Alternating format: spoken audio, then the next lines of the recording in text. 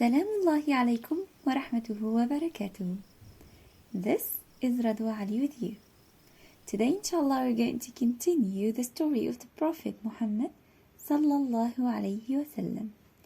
Peace and blessings of Allah be upon him. By the time Muhammad sallallahu alayhi wa sallam was 25, he was famous for his honesty. He was respected by everyone, even the elders of Mecca. The purity of his nature increased with the years. It seemed he had an inner knowledge that other people did not have.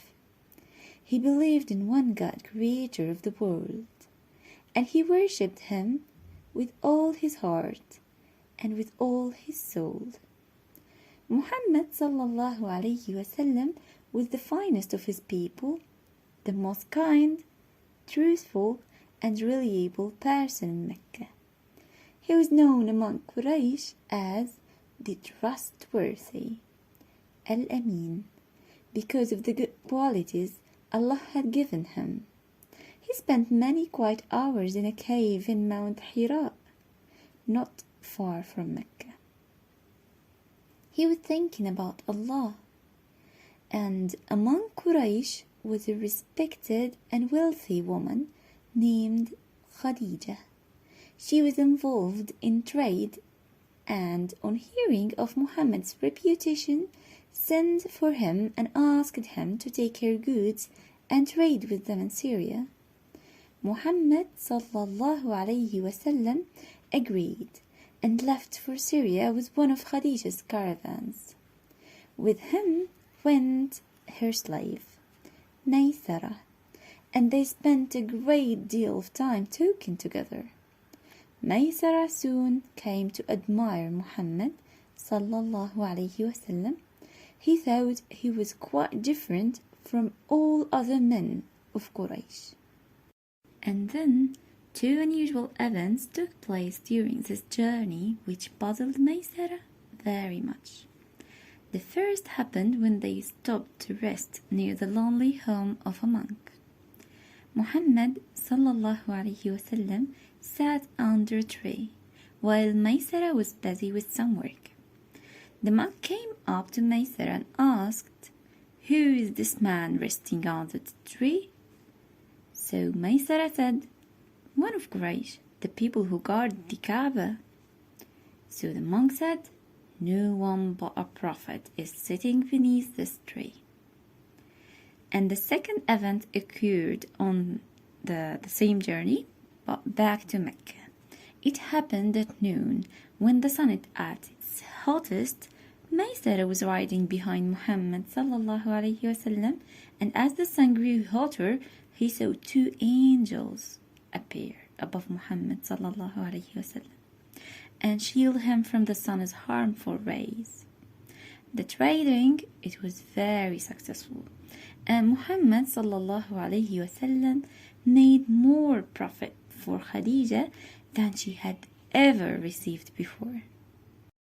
When they arrived back in Mecca, Maysara told Khadija everything about the trip and what he had noticed about Muhammad's character and behavior. Khadija was a widow in her 40s, and as well as being rich and highly respected, she was also very beautiful. Many men wanted to marry her, but none of them suited her. So when she met Muhammad sallallahu alayhi wasallam, she thought he was very special. She sent a friend to ask Muhammad sallallahu alayhi wasallam why he wasn't married. And Muhammad sallallahu alayhi wasallam said that it was because he had no money. To which the friend replied, "Supposing a rich, beautiful, and noble lady agreed to marry you."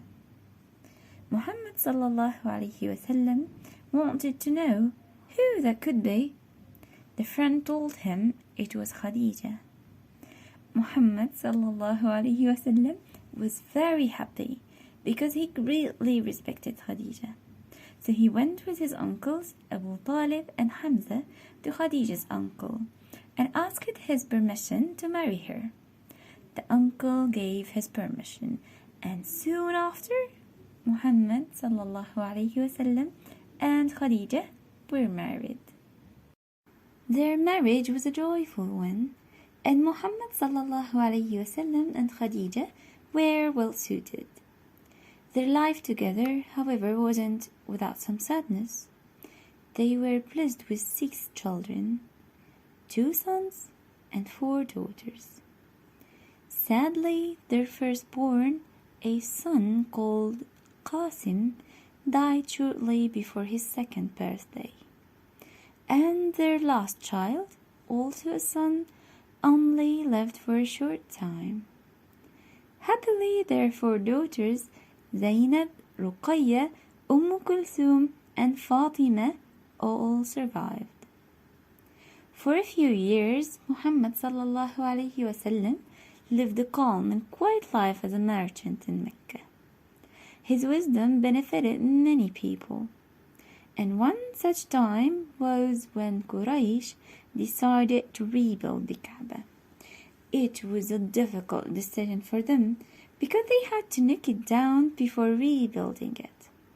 And the people were afraid that Allah might be angry with them for knocking down his sanctuary. At last, one of the wise old men of Quraysh decided to begin. Then everybody followed him. They worked until they reached down to the first foundation that Ibrahim had built. As soon as they began to remove the stones of this foundation, the whole of Mecca began to shake. So they were so afraid that they decided to leave these stones where they were and build on top of them. Each tribe brought stones and they built the Kaaba up and until they reached the place where the black stone was to be set. They then began to argue about who should have the honor of carrying the black stone and lifting it to its place in one of the corners of the Kaaba. They almost came to blows, but fortunately one of the men offered a solution. He suggested that they should be guided by the first person to enter the place of worship. They all agreed, and as Muhammad sallallahu alayhi wasallam was the first to enter, everyone was pleased because they all trusted him. They told him the cause of the argument, and he asked them to bring a large cloak.